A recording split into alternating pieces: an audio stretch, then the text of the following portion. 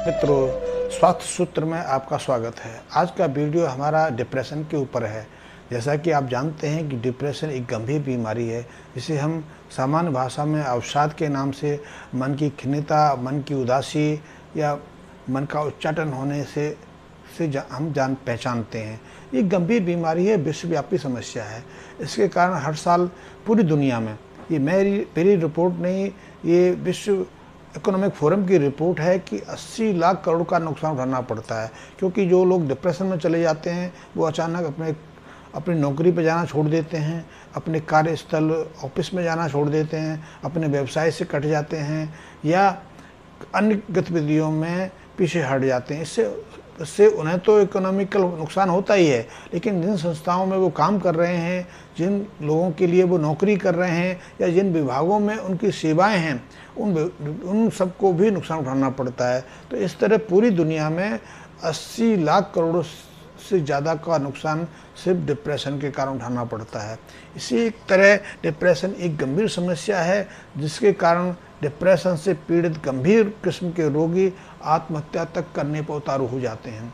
और इस आत्महत्या के कारण पूरी दुनिया में 10 लाख लोगों को असमय अपनी जान गंवानी पड़ती है। भारत में भी डिप्रेशन से पीड़ित ऐसे करीब 2 लाख से ज़्यादा लोग आत्महत्या करते हैं। हमारे पास एक्चुअल फिगर नहीं है क्योंकि भारत में अधिकतम स्वास्थ्य संबंधी जानकारी उपलब्ध ही नहीं है। गांव देहात में अभी भी कहाँ स्वास्थ्य सुविधाएं हैं, कहाँ हमारे पास मनोचिकित्सक हैं या दूसरी सुविधाएं हैं। ये हमारे पास जो आंकड़े हैं ये तो शहरों के हैं। यहाँ लोग अपने चिकित्सा के लिए हॉस्पिटल्स में डॉक्टर्स के पास जाते हैं या मनोचिकित्सालयों में या मनोचिकित्सकों के पास जाते हैं। तो उनका कहना है कि 2 लाख से ज़्यादा लोगों को हर साल सिर्फ डिप्रेशन के कारण अपनी जान गंवानी पड़ती है। डिप्रेशन अचानक होता है और डिप्रेशन उन लोगों को होता है जो जीवन में बहुत सक्रिय रहते हैं, जो बहुत प्रगतिशील रहते हैं, जो बहुत उन्नति कर रहे होते हैं। उनके जीवन में जब कोई एकाएक बदलाव आता है तो वे डिप्रेशन में चले जाते हैं। एक व्यक्ति है जो सफलताओं की सीढ़ियाँ चढ़ रहा है, अचानक उसकी सफलता में कोई ब्रेक लगती है तो अचानक वो डिप्रेशन में चला जाता है।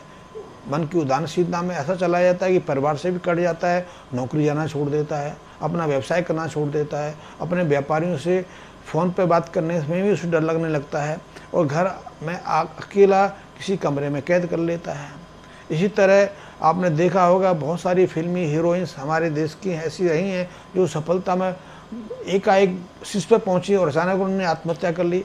उनके लिए कुछ और कारण भी रहे हैं, ऐसा नहीं है, लेकिन उनमें एक कारण है कि उनकी जो सफलता की श्रेणी थी अचानक कहीं रुकी या उसमें किसी तरह का विरोध आया और वो ऐसी उदासीनता में चली गई। कभी कभी पति पत्नी में संबंध विच्छेद हो जाता है, पति पत्नी में एक दूसरे में विश्वास नहीं रहता है, एक दूसरे को धोखा देते हैं। तब ऐसी स्थिति बन जाती है कि व्यक्ति अचानक पारिवारिक संबंधों से अपने को दूर कर लेता है। कभी कभी मित्रों की मित्रता टूट जाने पर, प्रेम प्रसंग टूट जाने पर या नौकरी से अनायास निकाल देने पर, व्यापार में घाटा पड़ जाने पर या पैतृक संपत्ति का विवाद खड़ा हो जाने पर, ऐसे बहुत सारे कारण हैं जिनके कारण व्यक्ति अचानक डिप्रेशन में चला जाता है।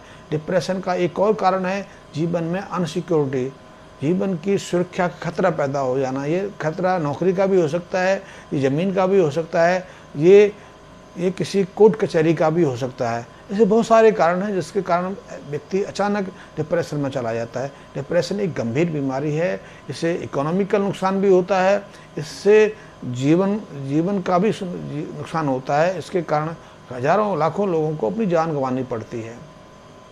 डिप्रेशन के लिए यद्यपि पिछले 25-30 सालों से बहुत सारा काम हुआ है। हमारे जो फार्मास्यूटिकल कंपनियां हैं, दवा उद्योग है, उसने कई दवाइयाँ भी बनाई हैं, कई तरह की दवाएं उपलब्ध भी हैं। लोग उन दवाओं का सेवन भी करते हैं। ये दवाएं शुरू में काम भी करती हैं, कारगर भी साबित होती हैं, लोग ठीक भी होते हैं।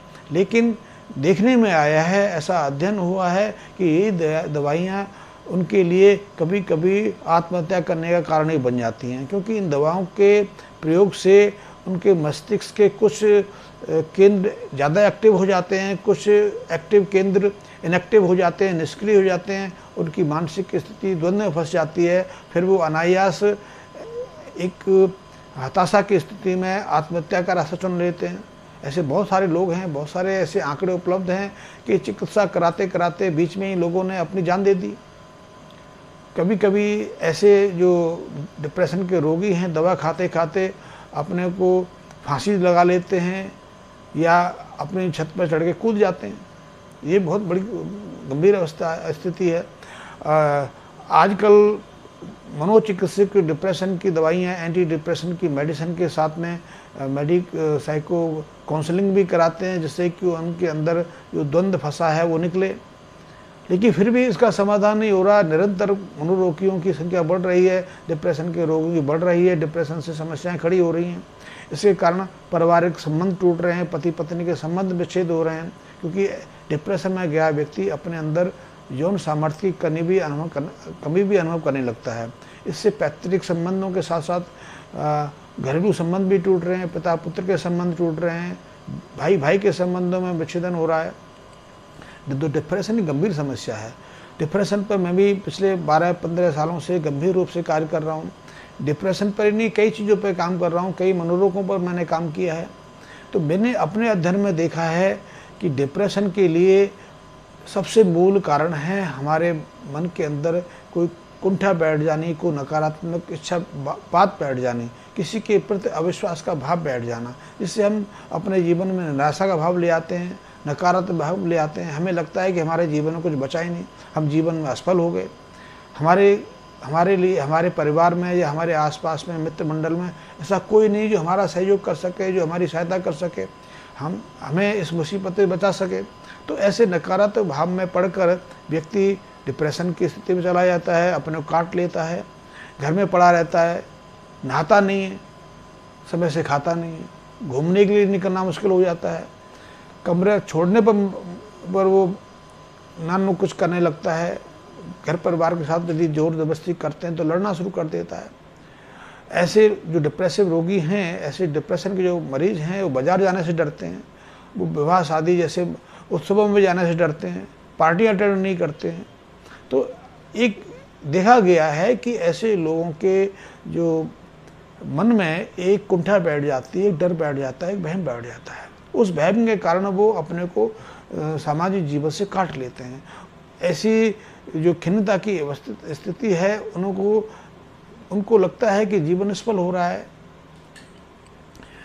आपने देखा होगा कि योग विज्ञान, अब तो आधुनिक चिकित्सा विज्ञान भी, मनोविज्ञान भी मान रहा है कि हमारे मन के कई तल होते हैं। एक है चेतन मन, एक है अवचेतन मन, एक है अतिचेतन मन। ऐसे मन की कई अवस्थाएं मानी गई हैं, जिनके संबंध में मैं कभी आगे के वीडियो में विस्तार से आपको जानकारी दूंगा।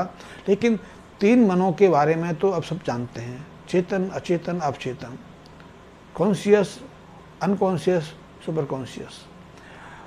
चेतन मन से हम जागृत अवस्था में काम करते हैं, अवचेतन अवस्था में, निद्रा की अवस्था में काम करते हैं, और उसके और गहराई में सुपर चेतन रहता है, जो कभी कभी हमें विशिष्ट क्रियाएं करने के लिए, कार्य करने के लिए बाध्य करता है। आज के बहुत सारे जीनियस लोग उसी स्तर के हैं जो सुपर चेतन में जीते हैं। तो जब हमारी कोई धारणा चेतन से निकलकर अवचेतन में दब जाए और कुंठा का रूप ले ले, तो हम मनोविकारी हो जाते हैं, मनोरोगों के शिकार हो जाते हैं, जिनमें डिप्रेशन भी एक ऐसा है। तो जब तक वो कुंठा धुले नहीं, निकले नहीं, जब तक वो कुंठा गले नहीं, तब तक हम ठीक नहीं हो सकते। हम कितनी भी मेडिसिन ले लें, क्योंकि मेडिसिन सिर्फ हमारे मस्तिष्क के कुछ रासायनिक तंत्रों में असंतुलन पैदा करता है, जो हमारी नकारात्मक भावना के कारण जो हमारे मस्तिष्क के कुछ केंद्र हैं सक्रिय हो जाते हैं, कुछ निष्क्रिय हो जाते हैं। उनके कारण मस्तिष्क का जो केमिकल जो संरचना है वो बदल जाती है। देखने में आया है कि जो डिप्रेशन की अवस्था में रहते हैं, उनके मस्तिष्क में डोपामिन कम बनता है, ऑक्सीटोसिन कम बनता है, और टेस्टोस्टेरोन भी कम बनने लगता है, और कई ऐसे न्यूरॉन हार्मोन से कम बनते हैं। क्यों कम बनते हैं? क्योंकि मस्तिष्क से कुछ केंद्र निष्क्रिय हो गए जो इन्हें पैदा करते थे। इसके कारण मनुष्य की, व्यक्ति की अवस्था बदल गई, उसका सोच विचार बदल गया, उसकी मानसिक अवस्था में परिवर्तन आ गया। तो ऐसे के लिए हमारे पास या तो रसायन औषधियाँ हैं, रसायन औषधि तो फिर वही काम करेंगी, क्योंकि रसायन कोई ऐसा नहीं है जिसका शरीर में पहुँच के दुष्प्रभाव ना हो। आप चीनी खाते हैं, चीनी सामान्य व्यवहार की चीज़ नहीं है, वो एक पोषण तत्व है। लेकिन आप चीनी पर ही निर्भर रहें कि दिन भर चीनी खाते रहें तो दुष्प्रभाव शुरू हो जाएगा। चीनी ही आपके लिए विष का काम करने लगेगी, आपके रोग का कारण बनने लगेगी। इसी तरह जितने भी रासायनिक दवाएं हैं जो हमारे शरीर में पहुंचती हैं तो वो अपना दुष्प्रभाव दिखाई नहीं रहती। लेकिन योग में ऐसा है, योग में माना गया है कि श्वास जो है हमारे चेतन और अचेतन के मध्य एक डोरी का काम करती है, एक जोड़ने का कार्य करती है। मन के माध्यम से चेतन से अचेतन में प्रवेश कर सकते हैं और अचेतन से आगे सुपर अपचेतन में प्रवेश कर सकते हैं। आपने देखा है कि हम जब श्वास लेते हैं तो श्वास का हमारे शारीरिक तंत्र के साथ कई तरह का संबंध रहता है। हम परेशान होते हैं, श्वास गति बढ़ जाती है, हृदय धड़कन बढ़ जाती है। जब हम शांत रहते हैं, प्रसन्नचित्त रहते हैं तो हम धीमा सांस लेते हैं, गहरा सांस लेते हैं, श्वास और हृदय की गति धीमी पड़ जाती है।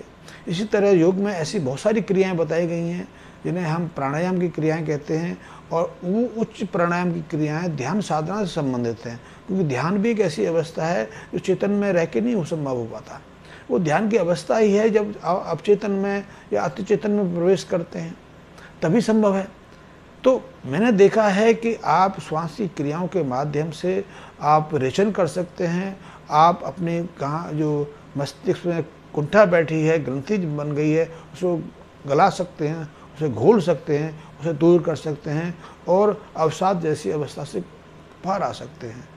श्वास से के माध्यम से आप अपने अपचेतन को सीधा प्रभावित कर सकते हैं और कोई माध्यम नहीं जो अपचेतन में प्रवेश कर सकता है। एक पश्चिम में, भारत में भी चलती थी, पश्चिम में एक प्रक्रिया चलती थी जिसे हिप्नोटिज्म बोलते थे, सम्मोहन कहते थे। सम्मोहन अभी भी होता है। पश्चिम ने इसमें बहुत काम किया, भारत में तो इस पर ज़्यादा काम नहीं हुआ, लेकिन पश्चिम में बहुत काम हुआ है। मैंने देखा है कि सम्मोहन से आप अपचेतन में प्रवेश कर सकते हैं। अब आप अपने अनकॉन्शियस माइंड के साथ संपर्क साध सकते हैं और अनकॉन्शियस माइंड में बैठी जो कुंठा हैं, जो नकारात्मक भाव हैं, जो आपने खिन्नता के भाव, उदासीनता के भाव, जो असफलता के भाव पैदा कर लिए हैं, उनको दूर किया जा सकता है। और ऐसे जब कुंठाएँ दूर हो जाती हैं तो आप स्वस्थ अनुभव करने लगते हैं। फिर जीवन में वही बाहर आ जाती है जो पहले थी। आप फिर अपने जीवन में दौड़ने लगते हैं, फिर सफलताएं पाने लगते हैं। तो अवसाद के लिए, डिप्रेशन के लिए सबसे अच्छा उपाय है कि आप योग के अभ्यास करें, प्राणायाम के अभ्यास करें, श्वास क्रियाओं के अभ्यास करें। योग में ऐसी सैकड़ों क्रियाएँ बताई गई हैं, एक नहीं सैकड़ों क्रियाएँ बताई गई हैं जिनका हमारे चेतन, अचेतन और शारीरिक स्वास्थ्य के साथ गहरा संबंध है और जिनका शरीर पर अलग अलग प्रभाव पड़ता है। योग की कुछ क्रियाओं के माध्यम से आप तार्किक शक्ति बढ़ा सकते हैं, बढ़ाते थे लोग। योग की शक्तियों के माध्यम से आप हृदय की गति को नियंत्रित कर सकते हैं, आप श्वास की गति को नियंत्रित कर सकते हैं, आप अपने मन में बैठे नकारात्मक भावों को दूर कर सकते हैं, आप अपने मन में बैठे डर और वहम के भाव को दूर कर सकते हैं। योग में ऐसी बहुत सारी क्रियाएँ हैं जिनके माध्यम से हम अपनी मानसिक अवस्था में एकाएक बड़ा रूपांतरण कर सकते हैं। तो ऐसी बहुत सारी क्रियाएं हैं। ये योग और मानसिक विकार एक बहुत विस्तृत विषय है। इस पर हम निरंतर चर्चा करेंगे, इसके बारे में विस्तार से जानेंगे और इसके बारे में मैं बहुत सारे वीडियो आपके लिए लेके आने वाला हूँ। इन पर हम आगे चर्चा करते रहेंगे। तो यदि आपने भी कोई अतिरिक्त जानकारी चाहिए तो आप मेरे मैसेज बॉक्स में कमेंट कर सकते हैं। वो मैं कोशिश करूंगा उस पर यथाशीघ्र कोई वीडियो लेके आऊं। और मेरी आपसे एक रिक्वेस्ट है, एक प्रार्थना है, मेरा उत्साहवर्धन के लिए आप मेरे वीडियो को, आप मेरे चैनल को अवश्य सब्सक्राइब करें। धन्यवाद।